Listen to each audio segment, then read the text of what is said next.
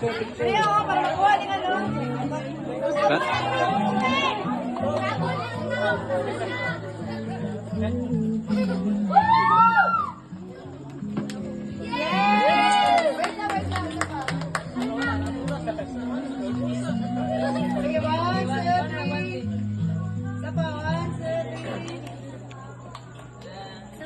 Isa pa. Sige.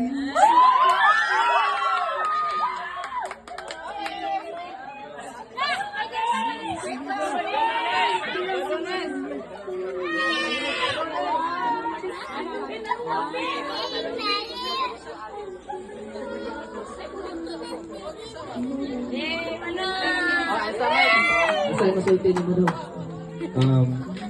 Karong gabi yun na no. Kami sa kadugay-dugay mo gano'n mo sa pag-upan ni Charis. Labi ko lang pakaibukan o siya. Despite sa mga challenges, mga offer na mo, kanang mga subak na nasa mong relasyon. Kaya pamatuod lang na unsa ka likod ang inyong relasyon na may tabo. Kanang mga pagsulay ra ng mga away na may tabo sa inyo sa mong relasyon. Daghan jud away. Pagsulay ra nga subak mangkaron dugay mo ganyan yung ginapangayo niya sa kuha. Gusto niya ako ma-fulfill po yung wish niya ba na gusto niya mahitabo ba na mag-propose yun siya kay kanimang god.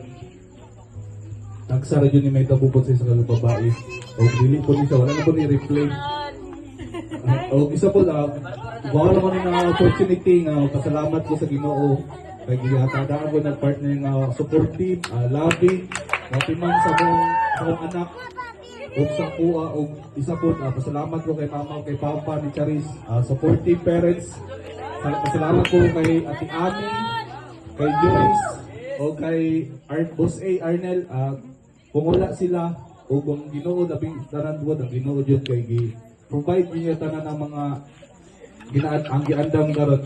O isa po kay Ate Ami o kay Joyce o kay Boss A o kay Arnel. Kung wala yun sila po, dili po nila ko yung mga accomplish kay tungod nila. Sila nagplano ani, ilang gihanay. Manang dalang kay salamat sila ano. Mawalan to, dalang kay salamat. Thank you very much. And Charis, I love you. Yes. That's all lang po. Thank you. Salamat sa tanan. Salamat.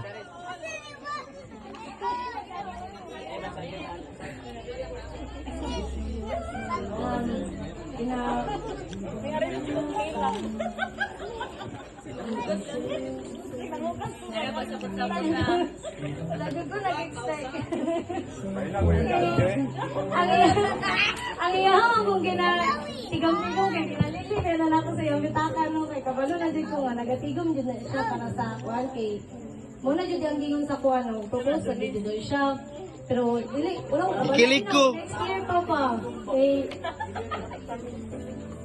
thank you very kasi surprise din tayo ko wala dito ko nag-expect eh ang iyong mga tinigo mo gusto sa'yo kaya ng mga mahirap ba kay pambayad sa mga utang anak good so wala ko nag-expect na wala ang i-promise ako ang karoon yung ko ikaw daw